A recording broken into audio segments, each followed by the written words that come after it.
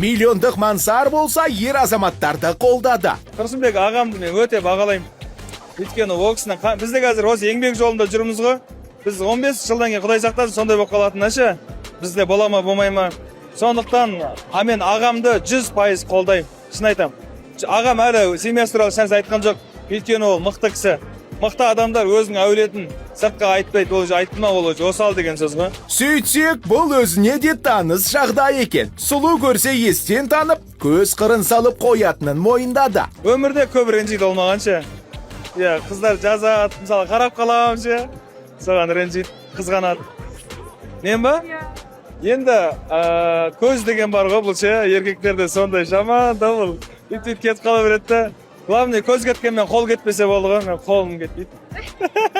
Сондықтан да жылдыраған өміріне қызықпауға шақырды оқырмандарын. Ешкім инстаграмдағыдай, ешкім кинодағыдай өмір сүріп жатқан жоқ. Бәріміз блогер болайық, басқа болайық, үйде қырыламыз, жойыламыз, қызбен сөйлесіп аламыз.